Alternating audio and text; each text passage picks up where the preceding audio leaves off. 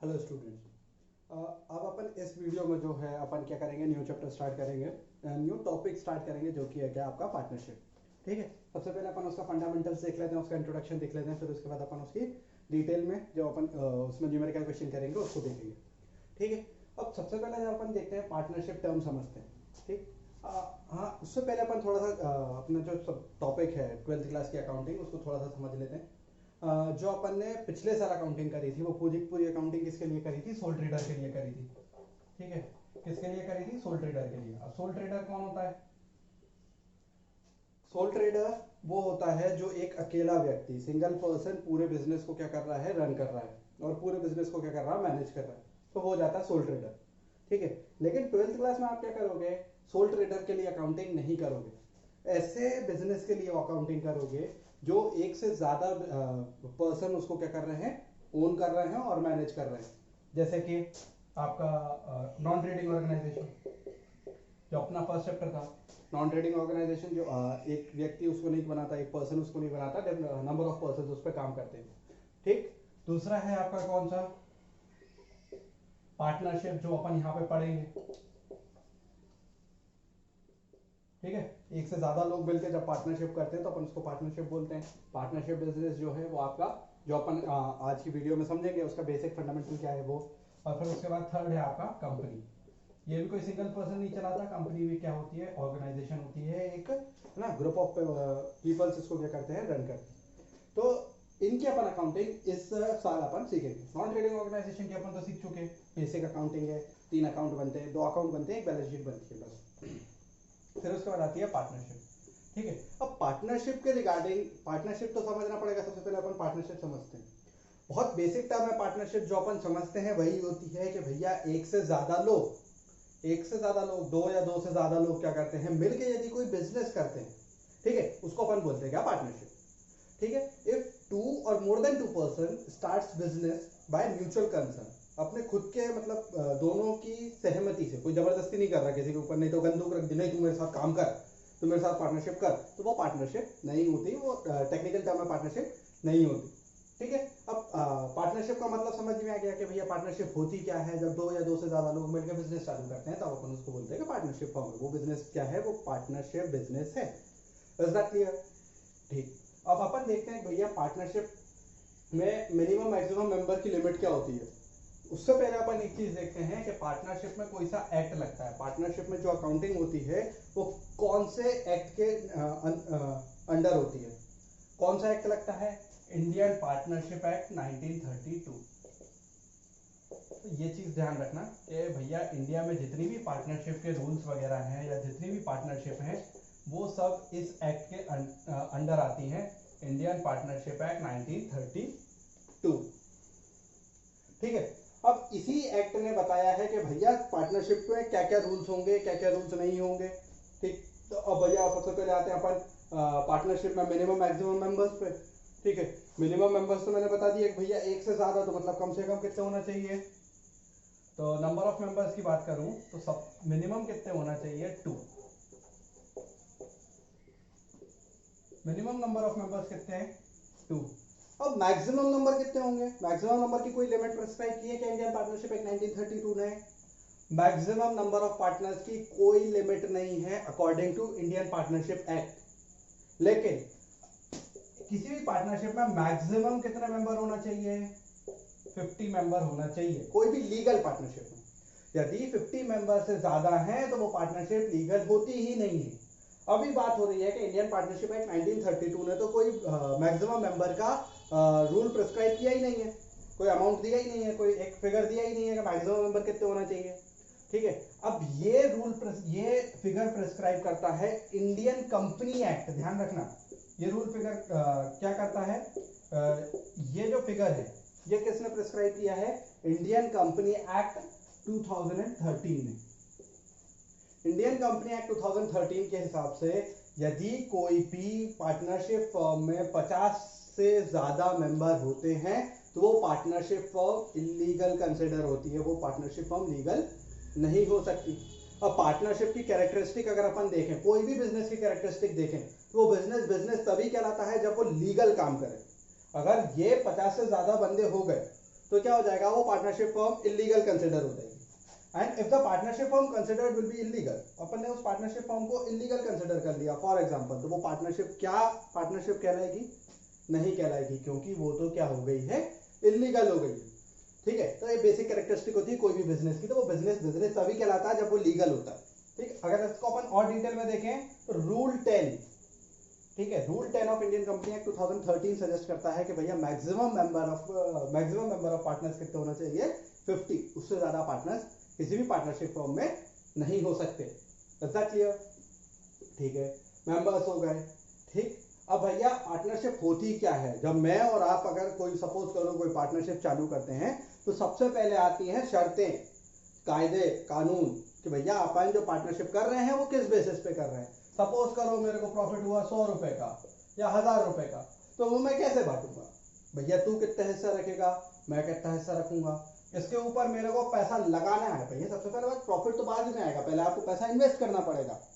In that case ये भैया कौन कितना पैसा करेगा, सपोज करो मेरे को 10,000 रुपए लगाना है, 2 पार्टनर है, तो कौन कितना पैसा इन्वेस्ट करेगा, किस रेशो में पार्टनर अपना पैसा इन्वेस्ट करेगा और उसको किस रेशो में कैपिटल रिटर्न मिलेगा, प्रॉफिट मिलेगा।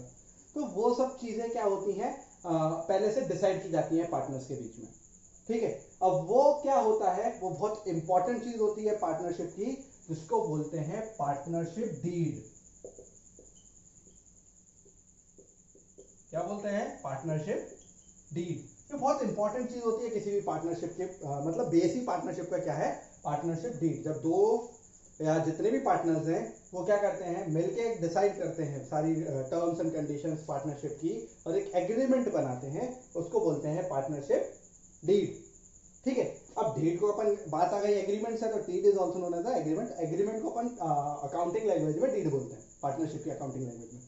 ठीक है, अब पार्टनरशिप डीड की कैरेक्टरिस्टिक क्या होती है भाई, क्या ये ओरल होगा, क्या ये रिटर्न होगा, ये दोनों हो सकता है, ये ओरल भी हो सकता है और ये रिटर्न भी हो सकता है।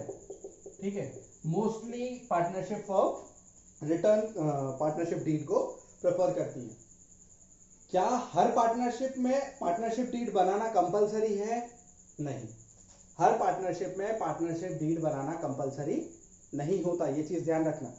बहुत मतलब समझने वाली बात है ये कि भैया अपन ने बात करी पार्टनरशिप डीड की, कि अब इधर पर बात आ जाती है, क्या सब पार्टनरशिप फर्म में पार्टनरशिप डीड बनाना कंपलसरी होता है, क्या इंडियन पार्टनरशिप एक्ट ने ये चीज भी बताई है, नहीं, पार्टनरशिप डीड बनाना कंपलसरी नहीं होता। फिर दूसरी बात आ जाती है, एक क्वेश्चन और माइंड में होता है कि भैया यदि पार्टनर्स में आपस में बाद में लड़ाई हो जाए, कोई भी डिस्प्यूट अगर हो जाए किसी भी तरीके का, तो फिर वो उस डिस्प्यूट को कैसे अपन खत्म करेंगे, है ना, उस ग्रीवेंस को कैसे अपन रिजॉल्व करेंगे। ठीक है, एक चीज तो ये हो गई। दूसरा, यदि पार्टनरशिप फर्म बंद हो रही है, सपोज करो मैंने पैसा लगाया था 10,000 रुपए, बिजनेस खत्म होते होते तक मैंने 4 साल में बिजनेस खत्म कर दिया या 1 साल में बिजनेस खत्म कर दिया, जो भी है उसको खत्म होते होते तक के ये जो मैंने 10,000 रुपए इन्वेस्ट किए थे, इसकी एसेट वैल्यू 10,000 रुपए है, वो बढ़ के कितनी हो गई, 1 लाख रुपए हो गई।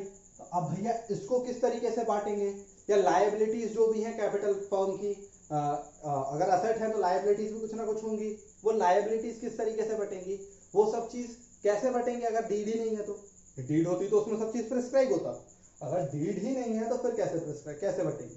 ठीक है, तब आपका एक रूल लग जाता है, उसको अपन बोलते हैं rule in the absence of partnership deed, कि भैया क्या रूल लगेगा, पार्टनरशिप डीड नहीं होगी तब उसमें क्या होगा भाई, लड़ाई झगड़ा किस चीज का होगा, ब्याज का होगा, भैया किसको कितना ब्याज मिलेगा, प्रॉफिट का होगा, किसको कितना प्रॉफिट मिलेगा, सैलरी वगैरह का होगा कि भैया कोई पार्टनर को सैलरी मिलेगी कि नहीं मिलेगी, यही सब झगड़े होते हैं पार्टनरशिप में जनरल पार्टनर्स के बीच में। ठीक है, अब भैया यहाँ पे आ जाता है इंडियन पार्टनरशिप एक्ट 1932 काम पे, ये फोर्स पे आ जाता है जब आपके पास कोई डीड नहीं होती, आपके पास कोई डीड नहीं है, 2 पार्टनर गए लड़ते लड़ते कोर्ट में कि भैया हमारे पास हमारे ये पार्टनर ने ऐसा कर दिया, ये पार्टनर ने ऐसा कर दिया। ठीक, उसके बाद उन्होंने बोला कि भैया हमें ऐसा करना है, हमें वैसा करना है, हमें कैपिटल है, मैंने 50,000 रुपए लगाया था, उसने खाली 10,000 रुपए लगाया था 60,000 में, तो मेरे को इतना पैसा मिलना चाहिए, उसको इतना पैसा मिलना चाहिए, तो फिर कोर्ट भी क्या करे भाई, किस बेसिस पे फैसला सुनाए। ठीक है, तो वो प्रॉब्लम कैसे खत्म होती है, वो डिस्प्यूट कैसे खत्म होती है, तब फोर्स में आ जाता है क्या, Indian partnership act 1932 by default ये फोर्स में आ जाता है। ठीक है, अब ये जो एक्ट है सजेस्ट करता है कि भाई सबसे पहली बात आ जाती है इंटरेस्ट की। इंटरेस्ट दो चीज पे होता है पार्टनरशिप फॉर्म में, इंटरेस्ट दो चीज पे होता है। ये समझना है ना कि भैया क्या क्या होगा, यहाँ पे लड़ाई हो जाएगी तो क्या करेंगे। इंटरेस्ट दो चीज पे होगा, ठीक है। कौन कौन सी दो चीज होती है? एक होती है कैपिटल, जो सबसे पहले मैंने बताया था कि कोई पार्टनर फॉर्म में पैसा लगा रहा है तो वो कैपिटल लगा रहा है, ठीक है। दूसरा होता है ड्रॉइंग। यदि भैया किसी पर्सन ने, किसी पार्टनर ने फर्म में पैसा लगाया तो वो उसकी कैपिटल हो गई, ठीक है। यदि उसमें से कुछ पैसा वो पर्सनल यूज के लिए विड्रॉ कर लेता है, पर्सनल यूज के लिए विड्रॉ कर लिया तो वो क्या हो जाएगी? ड्रॉइंग हो गई। Is that clear? ठीक है। अब भैया कैपिटल लगाया है तो इसमें क्या होगा? पार्टनर को इंटरेस्ट मिलेगा, उसने फर्म को क्या किया है? पैसा दिया है, ठीक है। और दूसरा क्या है आपका? ड्रॉइंग है। ड्रॉइंग है मतलब उसने फर्म से पैसा लिया है, तो अब जब वो इसको लौटाएगा तो साथ में उसको क्या करना पड़ेगा? ब्याज भी लौटाना पड़ेगा। अब यहाँ पे एक और बात आ गई कि भाई पार्टनर वही है, उसकी फर्म है, उस पर पैसा लगा रहा है, तो उसको काय का ब्याज मिलेगा? या वो उसकी खुद की दुकान है, वो उसमें से कुछ भी निकाल ले, उस पर काय का ब्याज देगा, ठीक है। तो यहाँ पे एक रूल आता है जो अपन ने 11th क्लास में भी पढ़ा था। कौन सा प्रिंसिपल था? Principle of accounting entity, separate accounting entity. ये रूल ने क्या प्रेस्क्राइब किया था कि भैया जितने भी बिजनेसमैन हैं और उनका बिजनेस दोनों क्या है? एक सेपरेट लीगल एंटिटी है। मतलब बिजनेसमैन ने बिजनेस में जो भी पैसा लगाया उसने क्या करा है? बिजनेस को उधार दिया है। और बिजनेस से उसने जो भी चीज विड्रॉ करी उसका मतलब क्या है? उसने बिजनेस से उधार लिया है, क्योंकि दोनों का अगर देखें तो खुद का अपना अपना एग्जिस्टेंस होता है, ठीक है। तो यहाँ पे आ जाती है आपकी बात, वही वाला प्रिंसिपल यहाँ पे अप्लाई होता है, ठीक। आया समझ में? अब इंटरेस्ट के रिगार्डिंग बात करता हूं मैं, तो इंडियन पार्टनरशिप एक्ट 1932 क्या सजेस्ट करती है? अगर कोई डीड ना हो तो, ध्यान रखना, अगर कोई डीड ना हो तो, कोई एग्रीमेंट ना हो पार्टनर्स के बीच में तो, ठीक है। तो क्या सजेस्ट करती है? सबसे पहला रूल सजेस्ट करती है कि भैया इंटरेस्ट की बात करते हैं तो कोई भी इंटरेस्ट ना अलाउ होगा, नो इंटरेस्ट अलाउड और नो इंटरेस्ट चार्ज। मतलब क्या हुआ भाई? ना इंटरेस्ट मिलेगा ना इंटरेस्ट लगेगा, काय पे? इस पे।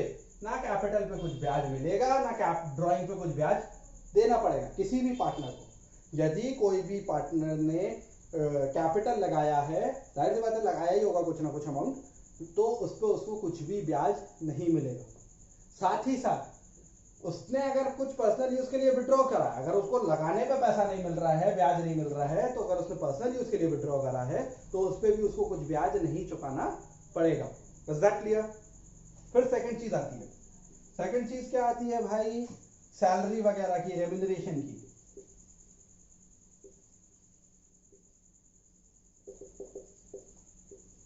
ठीक है। अब ये रेम्यूनरेशन क्या होगा? अब भैया दो पार्टनर थे, तीन पार्टनर थे, सपोज करो ए बी सी, तीन पार्टनर थे, ठीक है। ए और बिजनेस चला साल भर, कैसे चला? साल भर चला आपका बिजनेस, एक ईयर आपका बिजनेस कंप्लीट हुआ, ठीक है।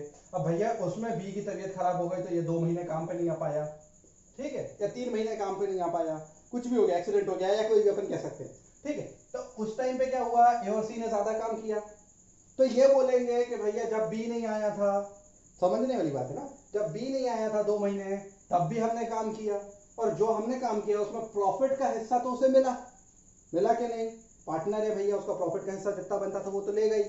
अगर उसको प्रॉफिट का हिस्सा मिला, हम दोनों ने काम किया, तो हमें क्या मिलना चाहिए? सैलरी मिलना चाहिए, या कुछ भी वेज हो गया, या जो भी आप कह लो, या मैंने इतना काम करके दिया, मेरे को इस बेसिस पे इतना कमीशन मिलना चाहिए। तो ये सब चीजें काय के अंदर जाती हैं? रेम्यूनरेशन के अंदर जाती हैं, ठीक है। अब इंडियन पार्टनरशिप एक्ट 1932 क्या सजेस्ट करती है कि भैया किसी भी पार्टनर को कोई भी सैलरी, वेज, कमीशन कुछ भी नहीं मिलेगा। Is that clear? तो भैया रेम्यूनरेशन भी उनको नहीं मिलेगा, ये वाली बात भी खत्म हो गई खत्म। ना उनको इंटरेस्ट मिलेगा, ना उनको इंटरेस्ट देना पड़ेगा, दोनों चीज पे, कैपिटल पे और ड्राइंग पे, दोनों पे, और ना उन्हें कोई रेम्यूनरेशन मिलेगा। अब तीसरी बात आ जाती है प्रॉफिट की। अब प्रॉफिट जो हुआ है वो क्या होगा? प्रॉफिट के साथ लॉस भी रहता है ना, ये चीज ध्यान रखना। मतलब ये कॉम्प्लीमेंट्री है, प्रॉफिट है तो लॉस भी हो सकता है। मैं खाली अपन कोई भी बिजनेस टर्म में बात करें तो अपन प्रॉफिट ही कंसिडर करके चलते हैं, तो यहाँ प्रॉफिट की बात, यदि लॉस भी होगा तो यही रूल अप्लाई होगा, ठीक है। अब प्रॉफिट होता है तो वो क्या होगा, उसको क्या करेंगे, क्या कैपिटल के रेशो में बांटेंगे। सपोज करो एबीसी पार्टनर थे, इनने लगाए 10,000, इनने लगाया 20,000 और इनने लगाए 30,000, तो क्या इनका जो प्रॉफिट का रेशो होगा 1:2:3 ही होगा। ठीक है, ये क्वेश्चन अराइज होता है। अब यहाँ पे इंडियन पार्टनरशिप एक्ट 1932 क्या बोलता है कि प्रॉफिट क्या होगा, इक्वली शेयर होगा।